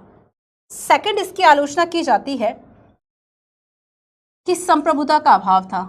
जब ब्रिटिश गवर्नमेंट परमिशन दे रही है तब संविधान, क्योंकि देखो संविधान सभा का जो पहली बैठक हो रही है 9 दिसंबर 1946 को, तब हमारा देश आज़ाद तो था नहीं, तो जब ब्रिटिश संसद और ब्रिटिश सरकार जो है वो परमिशन दे रही है तब तो जाके संविधान सभा की बैठकें हो रही है। तब ऐसे में कैसे कह सकते हैं कि भाई वो एक सोवरन, उसके पास अथॉरिटी थी। तो यहाँ पर वो संप्रभु निकाय बिल्कुल भी नहीं था, क्योंकि ब्रिटिश सरकार के प्रस्ताव के आधार पर सबसे बड़ी आलोचना इसी बात पर की जाती है, ब्रिटिश सरकार के प्रस्ताव के आधार पर काम चल रहा है। इसका गठन नहीं हुआ, कैबिनेट मिशन की सिफारिशों के आधार पर गठन हुआ। कैबिनेट मिशन किसका था? इंडिया का था। किसका था कैबिनेट मिशन? तो कहा कि जब नींव ही रखी गई थी ब्रिटिश सरकार के प्रस्ताव के आधार पर, तब इसको सोवरन कैसे कह रहे हैं, संप्रभु कैसे कह रहे हैं। अब देखो नेक्स्ट हम देखेंगे, इसमें कहा समय की बर्बादी थी। आपने कितना लिया समय?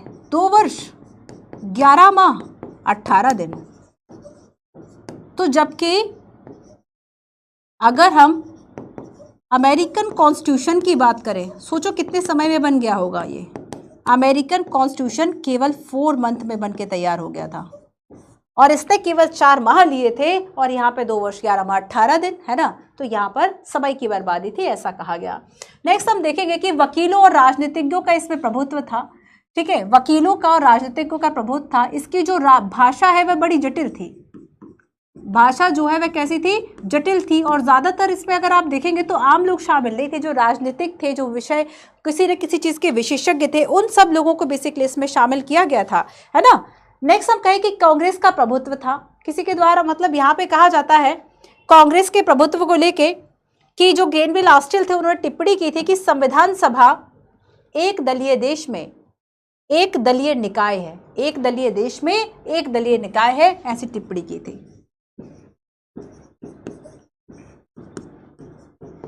एक दूसरा दल तो उस समय था ही नहीं, कांग्रेस ही था। तो एक दलीय देश है, एक दलीय देश में एक दलीय मतलब एक ही दल का निकाय है संविधान सभा, है ना, एक दलीय निकाय है, ऐसा ग्रेनविल ऑस्टिल के द्वारा कहा गया।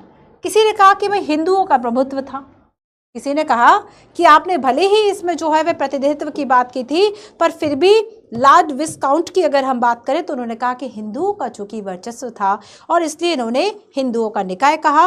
वहीं यहाँ पे विंस्टन, अगर हम चर्चिल की बात करेंगे, कौन थे चर्चिल, कमेंट करके बताओ, बता चुकी हूँ कई बार। तो यहाँ पे विंस्टन जो चर्चिल थे उन्होंने कहा कि संविधान सभा भारत के केवल एक बड़े समुदाय का प्रतिनिधित्व करती है। मतलब इसमें जो रिप्रेजेंटेशन है, जो वही बात होगी जहाँ से यहाँ से शुरू की थी वही खत्म हो गई कि प्रतिनिधि निकाय नहीं था। और यहाँ पे भी इन्होंने क्या कह दिया कि केवल एक बड़े समुदाय का इसमें प्रतिनिधित्व है, ना कि, और हिंदू कितने थे अगर हम देखें तो उस वक्त की जनसंख्या में। तो यहाँ पर ये कहा कि बेसिकली हिंदुओं का निकाय है। तो किसी ने कहा कांग्रेस का वर्चस्व है, किसी ने कहा उधार का थैला। ये बात तो इसमें कही नहीं। आप इस पॉइंट को भी लिख सकते हैं कि उधार का थैला है, एक विस्तृत संविधान है, तो ये भी डिफिकल्टीज हो गई, इस बात को भी आप लिख सकते हैं। तो बेसिकली ये सारी आलोचनाएं हैं। अब कुछ इंपॉर्टेंट फैक्ट मैं जल्दी से आपको बता देती हूँ कि संविधान सभा के द्वारा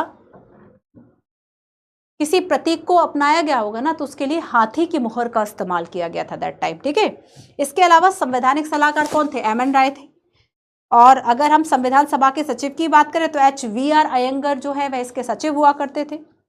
अगर हम एल एन मुखर्जी की बात करें तो ये प्रमुख चीफ ड्राफ्टमैन थे, बेसिकली मुख्य प्रारूपकर्ता थे।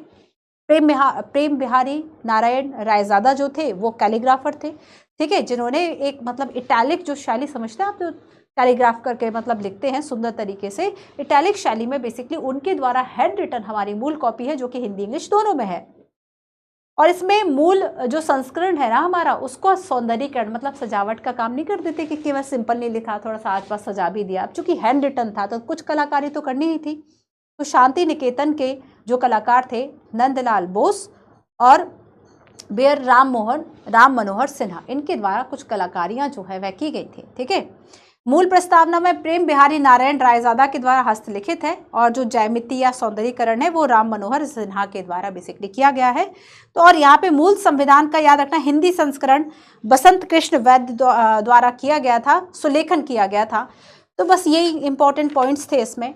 इसके अलावा एक और लास्ट पॉइंट जो इसमें ऐड हुआ है कि संविधान का हिंदी पाठ, संविधान जो आपको मिलता है वह हिंदी पाठ में मिल रहा है या फिर उसको लेकर क्या क्या प्रावधान है।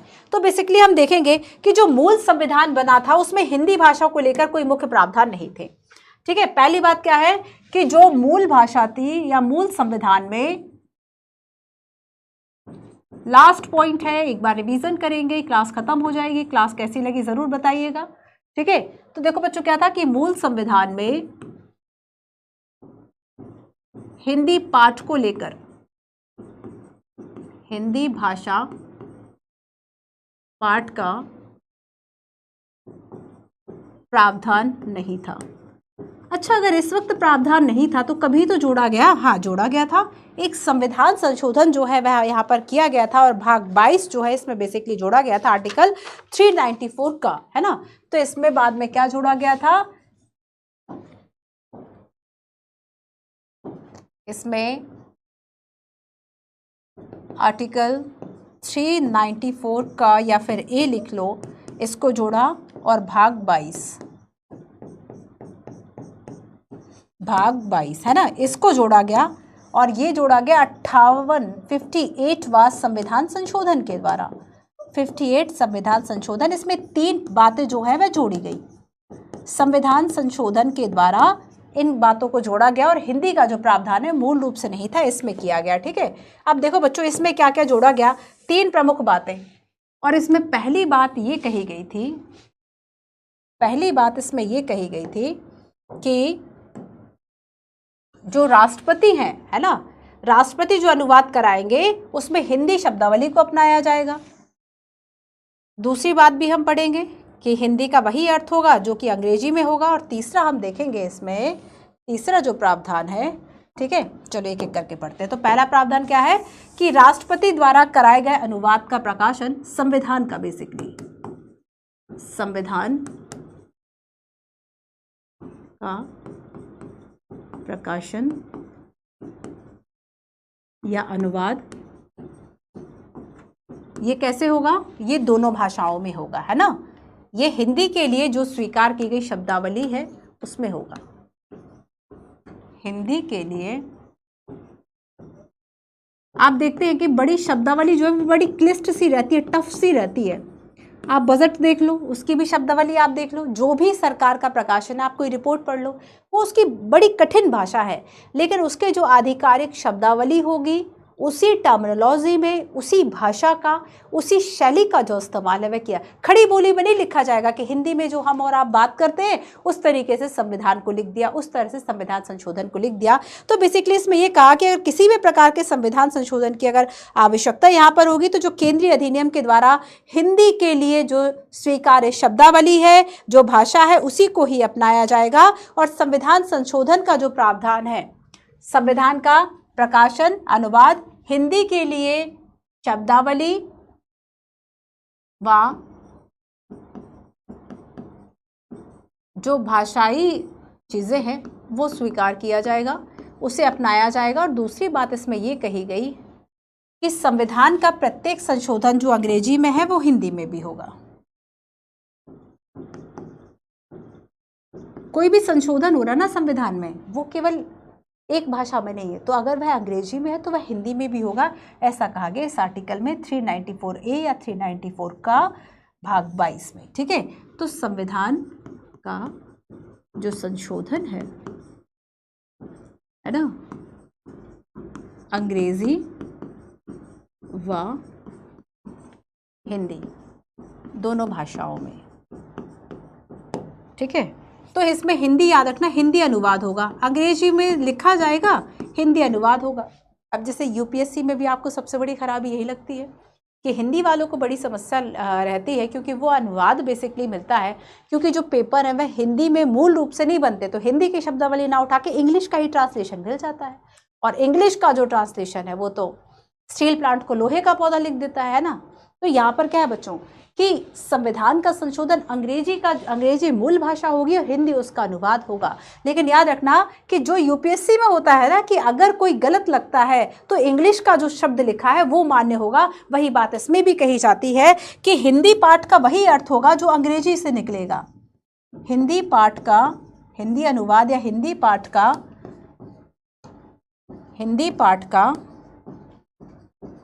वही अर्थ होगा जो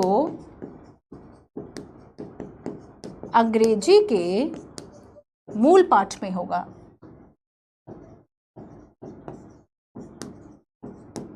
जो अंग्रेजी के मूल पाठ में होगा, हिंदी पाठ का वही अर्थ होगा। और तीसरी बात इसमें कही गई कि जो भी अंग्रेजी में है उसका हिंदी अनुवाद किया जाएगा। जो भी संविधान संशोधन है, जो भी संविधान संशोधन है, ठीक है, हिंदी अनुवाद किया जाएगा, अंग्रेजी से हिंदी अनुवाद कराया जाएगा। ये बातें लिखी हुई हैं, आ गया समझ में? चलो, तो ये 3 इंपॉर्टेंट पॉइंट थे कि हिंदी पाठ को लेके संविधान सभा की आलोचना हमने देख ली, यूपीएससी का क्वेश्चन देख लिया कि 26 जनवरी को वास्तविक हमारा कॉन्स्टिट्यूशनल स्टेटस क्या था, प्रभाव में आना, प्रवर्तन, ठीक है, समितियों की बात कर ली, क्या समय लगा था वो हमने देख लिया, विधायिका कार्यपालिका के रूप में कार्य कर रही थी, संविधान अधिनियम, उद्देश्य प्रस्ताव की बात की, संविधान सभा की कार्यप्रणाली, संविधान सभा का गठन, ठीक है, और संविधान सभा की मांग कैसे हुई। और यहाँ पर इस तरीके से ये जो सारा है वह आपका कंप्लीट हो गया। अब आपका जो नेक्स्ट चैप्टर है, ठीक है, नेक्स्ट चैप्टर होगा संविधान की अवधारणाएं, कुछ कॉन्सेप्ट्स जो हैं ये आपका नेक्स्ट चैप्टर होगा, अगला नेक्स्ट लेक्चर आपको ये मिलेगा, ठीक है। तो आपको कैसा लगा क्लास ज़रूर बताएं। और ये जो पीडीएफ आपकी तैयार की गई है, इस पीडीएफ पे जो यहाँ पर आपको दिखाई जा रही है, ये पीडीएफ आपको इस Telegram channel Manju PW UPSC वाला पर मिल जाएगा। तो इस टेलीग्राम चैनल को आप सभी ज्वाइन कर सकते हैं। तो लक्ष्मीकांत ऐसी बुक है बच्चों की, इसको पढ़ने के बाद आपके और ऐसे फैक्ट और जो एक नेक्स्ट लेवल का जो एक इन्फॉर्मेशन यूपीएससी में डिमांड होती है वो केवल एनसीईआरटी से नहीं होती। एनसीईआरटी कंपलसरी है बट सफिशिएंट नहीं होती कई मायनों में, क्योंकि वहाँ पर आपको कुछ नेक्स्ट लेवल के नॉलेज, कुछ और फैक्ट्स, कुछ और कॉन्सेप्ट्स की ज़रूरत होती है। वो सारी चीज़ें आपको ये कवर करा देता है। तो पूरी क्लास को आपको कॉन्टिन्यूटीज़ के साथ सारी क्लासेस को देखना है।